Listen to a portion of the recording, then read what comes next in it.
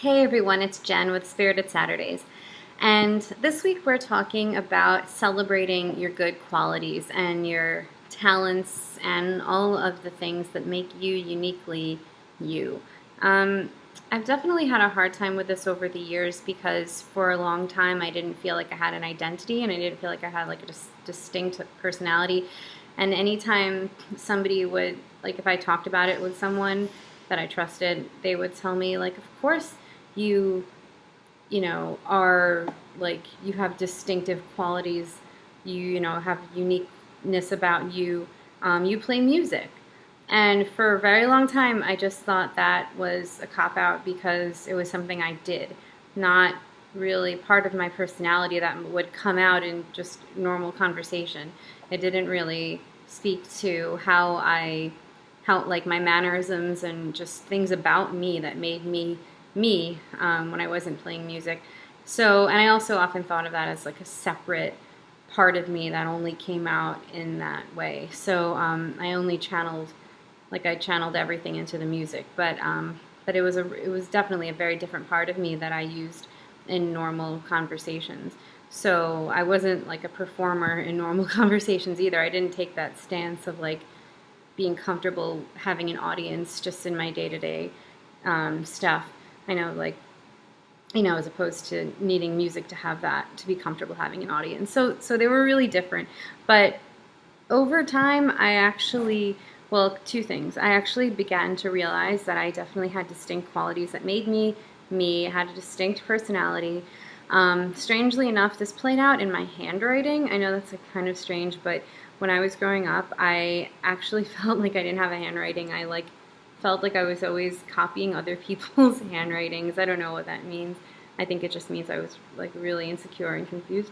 But one day in high school, I just started like I started writing in a certain style, and it has stuck. So and I knew it was mine as soon as I did it. So like, well, that's just one example. But yeah, I definitely integrated myself, and I knew who I was, as compared, as opposed to other people, like they were them and I was me.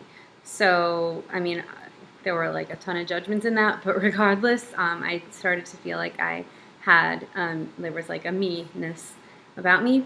And the other thing that happened was I learned to actually be proud of music in a way that, like, now I would take that as a compliment if somebody said, well, you are a musician.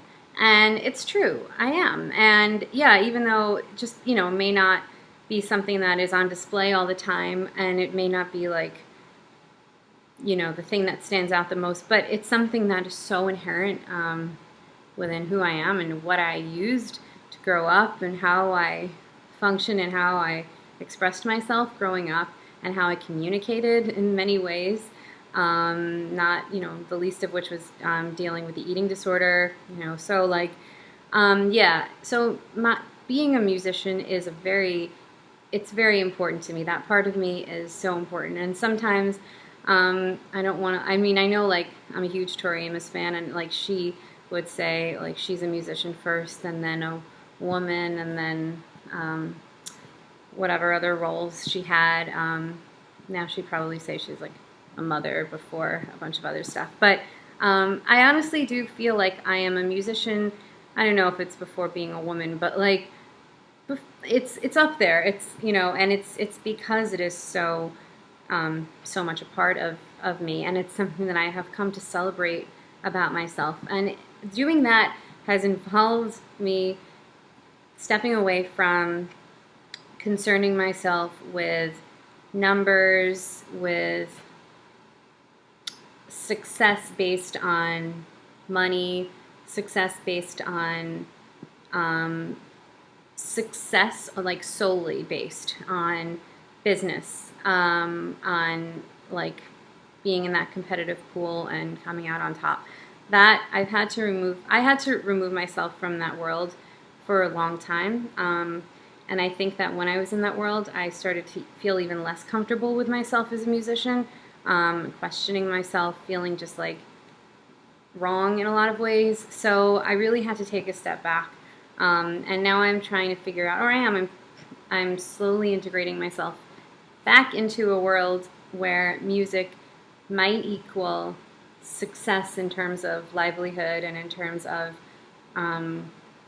like a future, but I'm trying to be very careful and trying to do it in a way that belongs to me, not just a way that belongs to a system. And, for a while I felt that I had to adhere to this system and found myself getting really disheartened about the whole thing. And I know that's why a lot of people leave, but I think that I could have left. I left for a couple of years. I took a very long break, but that was a lot of that was the eating disorder. But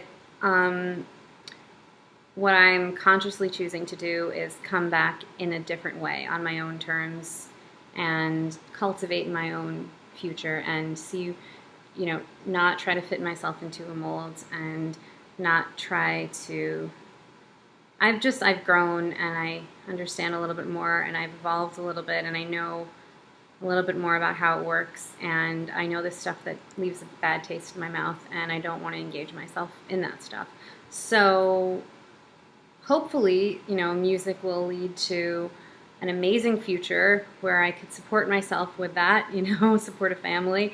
But if it doesn't, I know regardless I will always be a musician. And I'm also using my music in other ways, studying music therapy and, just continuing to write for just regardless of what should ever happen to the song. So, and covering other people's songs too, so like interpreting that.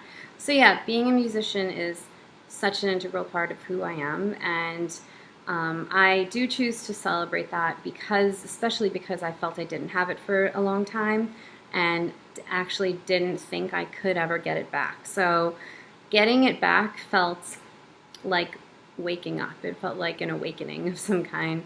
And so I had to lose it to appreciate it in a new way, but I don't think you have to lose whatever it is to come to appreciate it. I think that no matter what, you can appreciate it right now. You can appreciate what it is about you that you hold dear, that you own, and that makes you you. And, whether that be some kind of, talent, some kind of quality, some kind of, what stands out about you. And it doesn't have to be like super obvious. It could be something that something that you cherish and understand about yourself. It could be something even about your culture that you're proud of. There's so many things. So it could be lots of things. And I think that you totally deserve to own that, to recognize it, and to be proud of yourself, and to celebrate all the goodness in you. So that's sort of my take on that. I feel like I was going to say something else about music and kind of forgot. But I'll add next week if I forget, if I remember what I was going to say. But yeah, so just be mindful of keeping your good qualities present in your life and showing them to others, because others will benefit from you being you. And I really mean that. I totally do. I really do. So I know a lot of people watching this, and I know that each and every one of you I feel that way about. So I'm sure for everyone else watching this or that I don't know, you should definitely feel that way too. Other people will benefit from you celebrating yourself and all the good things that make you you, and not judging yourself in the process. All right, so take care everyone, and see you next week. Bye-bye.